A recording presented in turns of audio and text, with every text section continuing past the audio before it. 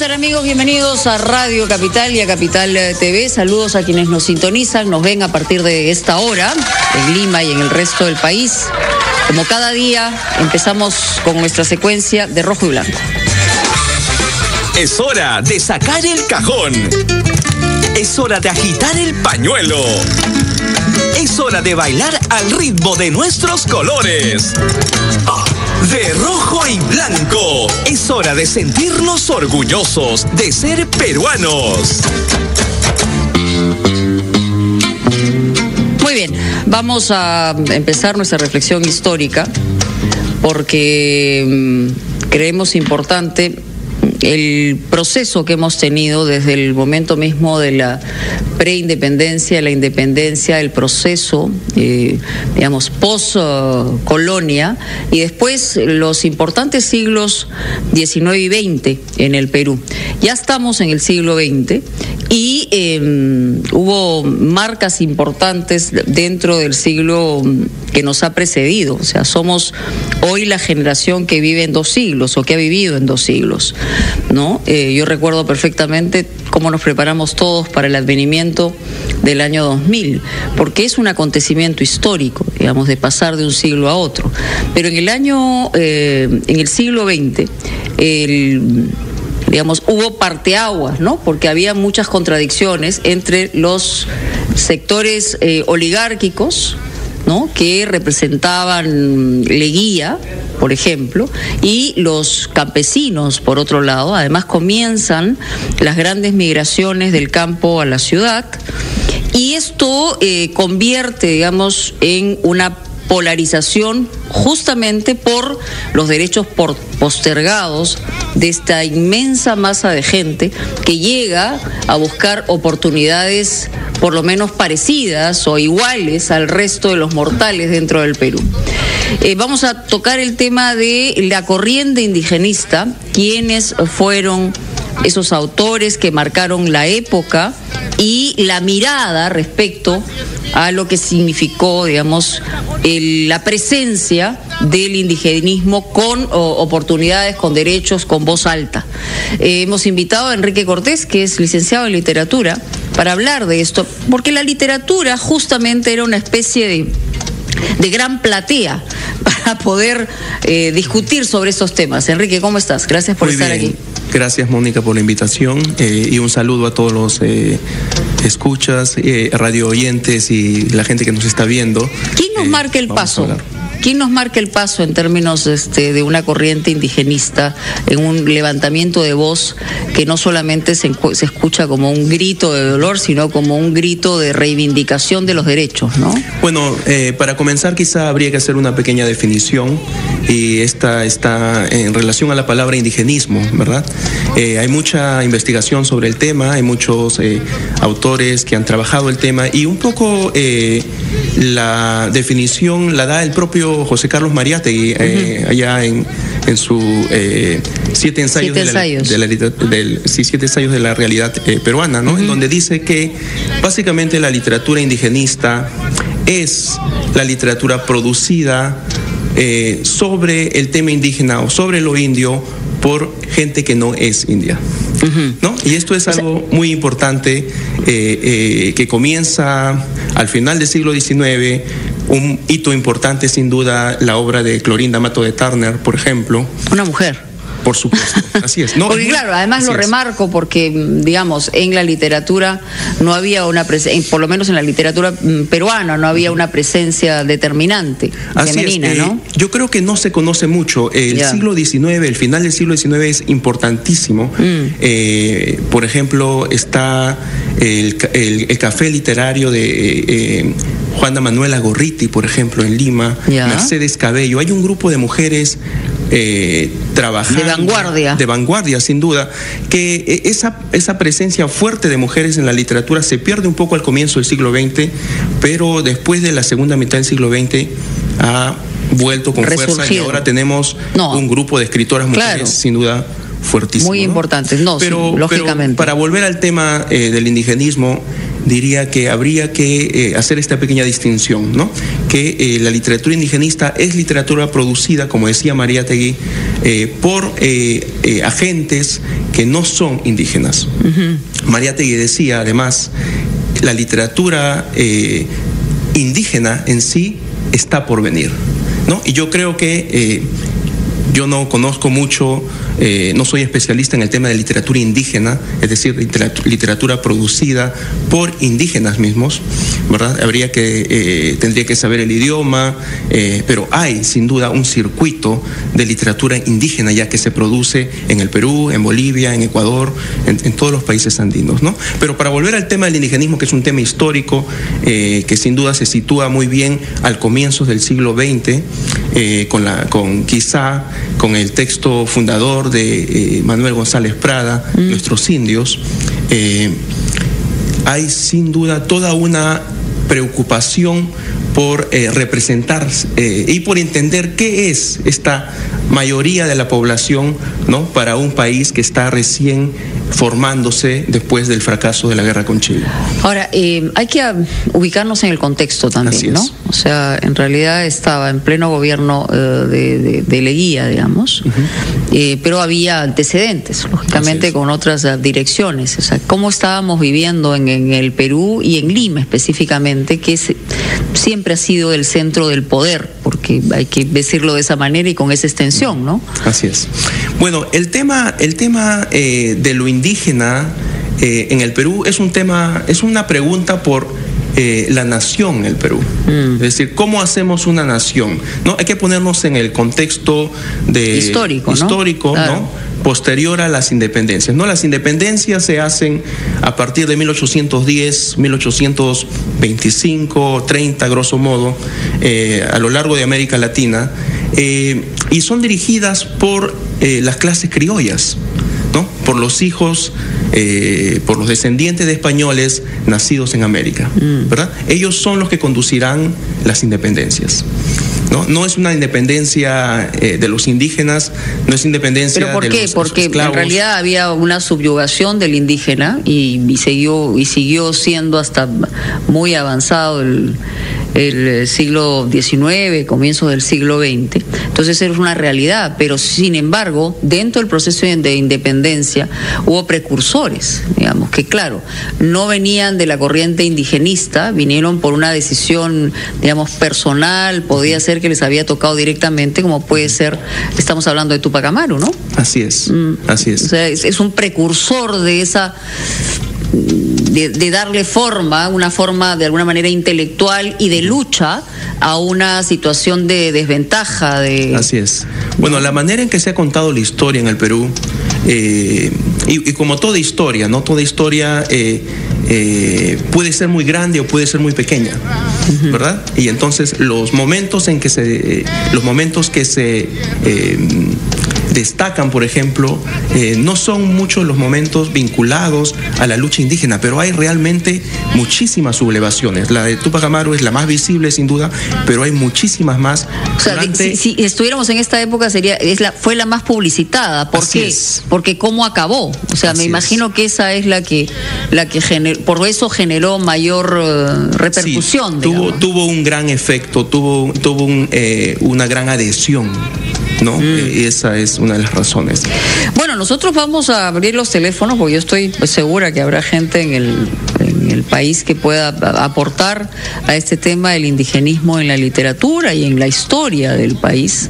Y volvemos a la pregunta de ¿cuáles eran las grandes luchas? O sea, ¿cómo estaba conformado? El poder estaba básicamente conformado, ¿por qué? Seguíamos con los sectores de élite, oligárquicos, o sea, estábamos hablando de los gamonales, los terratenientes, frente al campesinado, ¿no? Así es, mira, por ejemplo, José de la Riva Agüero, José de la Riva Agüero, que representa al comienzo del siglo XX la posibilidad de la renovación de la aristocracia en términos de política, por ejemplo. José de la Riva Agüero tiene un libro publicó fragmentos durante su vida, finalmente el libro se publicó como Paisajes Peruanos. Pero en Paisajes Peruanos y en los fragmentos que se difunden entre 1910 y 1920, hay unos apuntes sobre el tema indígena. Y José de la Riva Agüero dice, tenemos que incorporar lo indígena, porque si no, nos suicidamos como país. Estoy un poco... parafraseando, claro, ¿no? A grosso modo. Claro, pero es el sentido lo que vale, ¿no? Y José de la Riva Agüero representa digamos, la vanguardia aristocrática de la época, ¿no? ¿Por qué incorporar lo indígena? También dice Manuel González Prada, que es sin duda anarquista, pero también parte de la sociedad aristocrática de la época. ¿Por qué incorporar? O sea, parte de las élites también. Así el cuestionamiento respecto al statu quo, ¿no? Así es, no, las élites dicen, ¿por qué no funcionamos como país después de la segunda, de la guerra con Chile, ¿no? ¿Por qué no funcionamos como país? Y la respuesta va dirigida hacia toda esa mayoría, ¿verdad? Que no se identifica, si se quiere, con la idea del país, con la idea del Perú. Podemos ubicar, digamos, en el mismo sentido, en el mismo grupo humano, al campesino y al que se le denomina como del extracto indígena. ¿Estamos en el mismo grupo humano o hay matices también entre este grupo que en ese momento fue mayoritario, ¿no? Sí, bueno, los intelectuales indigenistas son normalmente, digamos, intelectuales de clase media, ¿no? No necesariamente andinos. Hay algunos andinos, sin duda, pero que encuentran en la exaltación de lo indígena la posibilidad de una fundación para el Perú. Y vamos a ponernos en contexto, ¿verdad? Estamos hablando también del caso mexicano al mismo tiempo, ¿no? En México, después de la Revolución Mexicana, ¿no? Tenemos toda una dirección en función de la exaltación de lo indígena, ¿no? Y México se construye como un país que exalta lo indígena, ¿no? Hay vasos comunicantes y por ejemplo, un indigenista como Luis Balcácer viajará tempranamente a México. Un indigenista como José Sabogal, por ejemplo, también estará en México, claro, ¿verdad? ¿No? Y hay conexiones mucho más fluidas entre Perú y México en la década de 1920, 1930 que ahora, por ejemplo. Claro, el aporte, por ejemplo, de Ciro Alegría, el aporte de Arguedas, el aporte de López Albújar, yo creo que fueron aportes que la gente puede reconocer, por lo menos en términos literarios, un poco más, ¿no? Obviamente también el aporte ideológico que puede haber generado uno José Carlos Mariátegui, ¿no? Así es. Bueno, mira, a partir de mañana, pasado mañana y el día sábado voy a estar haciendo un seminario en la Casa de la Literatura Peruana sobre precisamente el aporte, la presencia del indio, o la figura del indio, y entre comillas, ¿no? En la literatura peruana. Y vamos a comenzar leyendo, por ejemplo, a Ventura García Calderón, ¿no? Ventura García Calderón tiene un libro magnífico. Sin duda, la posición de Ventura García Calderón es una posición aristocrática, paternalista, y era la manera en que se veía a lo indígena, claro, ¿no? En proteccionista, digamos. 1920. Todavía ya no podemos calificarnos de esa manera, pero todavía hay una mirada que sale del poder, que tiene que ver con la protección. Tenemos que hacer una pausa y vamos a regresar con algunas llamadas telefónicas sobre este tema. Ya regresamos, estamos hablando del indigenismo y la literatura. Enrique Cortés, que es licenciado en literatura, tiene el enfoque de Rojo y Blanco. Ya volvemos.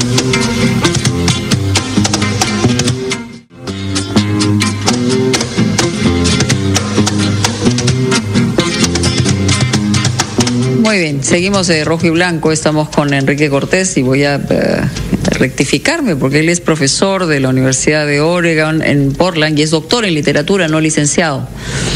Pero lo importante aquí es, digamos, tú me decías que no es tan importante definir qué cosas somos, Pero sí es importante entender qué nos pasó y hacia dónde vamos. Así es. ¿No? Y si estamos a la mitad del camino, si se habla mucho en el presente, Enrique, de estos puentes que nunca se han tendido, que son puentes rotos, que no hay un entendimiento del otro.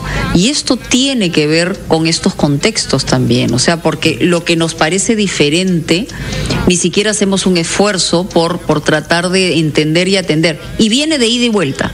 O sea, viene de una mirada, digamos, o de clase media, elitista, racialmente distinta hacia la otra, y viene en reverso también. Entonces, hay que entender un poco qué es lo que ha pasado en este final del siglo XIX y comienzo del siglo XX, donde hubo interés de poner ciertos mecanismos de entendimiento a través de la literatura, pero que finalmente como que se quedaron en eso, en intentos, ¿no?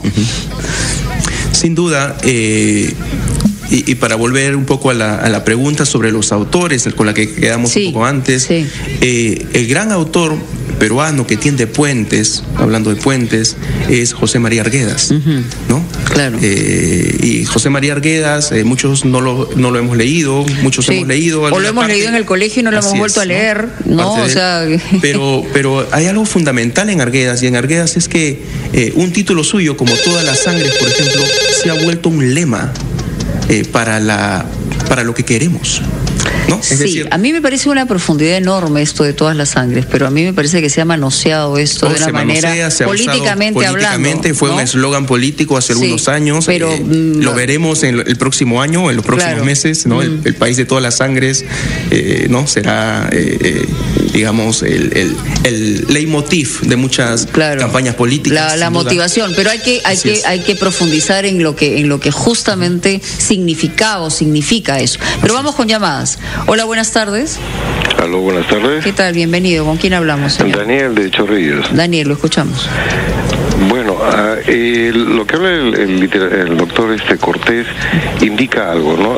Primero hay que ver por qué tenemos el problema de que el indio se desplazó de la economía, se desplazó de toda la sociedad. Así como el pecado original de la economía peruana, como decía José Carlos Mariátegui, era que al indio se le sacó de una economía agrícola a una economía minera. El problema básico aquí nace, y es el pecado original de por qué apartamos al indio, que la independencia del Perú fue conducida por extranjeros. ¿Ok?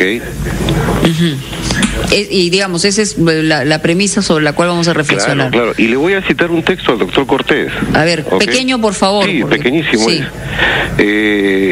William Tudor, en mayo de 1824, era el cónsul estadounidense en Lima. Sí. Y le escribe al secretario de Estado John Quincy Adams.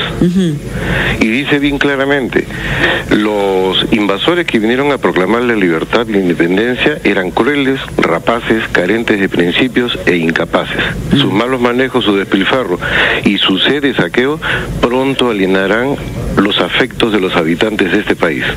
Nada más, muchas gracias. Ok, bueno, esto podría aplicarse hoy también. Sí, y después hacemos el comentario. Vamos con la siguiente llamada. Hola, buenas tardes. Sí, buenas tardes. ¿Con quién hablamos? Justo, adelante, por favor. Bueno, agradecer un poco por el hecho de que se toca el tema. En realidad yo pienso que el tema aún es un problema que aún está por resolverse, vigente, o aún no se resuelve, o en todo caso no está en la agenda política como para resolverse. Comento esto porque, bueno, en principio nosotros somos una sociedad racista, somos una sociedad clasista y una sociedad, digamos, machista. ¿No? En esos tres contextos nos giramos. Inclusive la prensa misma no es tolerante con la gente del Perú profundo. Yo creo que nosotros somos un país multinacional, somos un país multicultural y multiétnico. Las definiciones, digamos, el doctor podría de alguna forma decir que existe contradicciones una con las otras, pero en realidad somos ¿no? Y somos intolerantes. Y yo aprecio muchísimo que se toque el tema y que de alguna forma se tome en cuenta de lo que realmente implica el respeto, porque, por ejemplo, si usted quiere llevar modernidad, o la política quiere llevar modernidad a una zona en donde básicamente ellos se desenvuelven en un dialecto bajo una forma de costumbre ancestral, etcétera, no le estás llevando al desarrollo. Lo que sí hay que llevar es el respeto, y en función a su propia idiosincrasia tratar de generar un desarrollo, ¿no? Con conocimiento, ¿no? Perfecto. Más o menos de eso. Perfecto, sí, está clarísimo, y además coincido en gran parte con usted. Además, tenemos en el Perú alrededor de 4 millones de personas que hablan otro idioma. Así es. Que no hablan castellano. Así es. Como nosotros hablamos en la costa. Así es. Bueno, lo que pasa es que el Perú es un país de naciones, ¿no? El gran problema que surge ya al comienzo de la República es la idea de que hay que hacer un Estado-nación, ¿no? Y este concepto de Estado-nación, Estado es la parte administrativa, nación sería, ¿no?, la adhesión que la población podría hacer a este Estado que lo representa en función de ideales. Dentro de un concepto unitario, digamos. Así es, ¿no? Pero ese es el gran problema. No solo en el Perú, en muchos otros países, y por eso es que, por ejemplo, un país como Bolivia, ¿verdad?, es un país de avanzada en ese sentido, ¿no? No estoy hablando de la cuestión política, estoy hablando del concepto, ¿verdad? El país plurinacional. Bolivia es un país plurinacional. Bueno, nosotros estamos lejos, a muchos años de pensarnos de esa manera, desde la política, ¿no? Yo creo que eso sería fundamental. Hola, buenas tardes. Sí, tal. ¿Qué tal? ¿Con quién hablamos? Con Mauricio. ¿Cómo estamos? Mauricio, te escuchamos. Sí, bueno, yo creo que decir que el Perú es un país que ha discriminado a los indios, ese tipo de cosas, es un poco acomplejado, porque el Perú es una nación que es una mezcla de un montón de razas, y no es un país indígena, es un país mezcla de todas las culturas. Y yo creo que, aparte de que el indígena haya estado separado del Estado, es que la geografía de la sierra es bien difícil de manejar. Entonces yo creo que deberían vivir como que en ciudades, ese tipo de cosas, ¿no? Para que el Estado llegue ahí. Y otra cosa, por ejemplo, muchas veces los izquierdistas, los comunistas usan a esa gente para que no haya progreso. Entonces le dicen, por ejemplo, que protesten contra Conga, contra Tía María, ¿no? Yeah. Y la excusa es los apus. Pero eso es mentira, pues hay que ser... Pero habíamos hablado de la manipulación que se hace desde el punto de vista político, de los intereses lícitos de cada grupo que convive o que debe convivir en nuestro país. Sí. O sea, pero hay que respetarlos, también hay que partir por ese respeto, ¿no? Quisiera hacer un pequeño comentario, último comentario. Es bien interesante, en realidad, si uno ve al Perú en relación a otros países de América Latina. La capital del Perú está en la costa.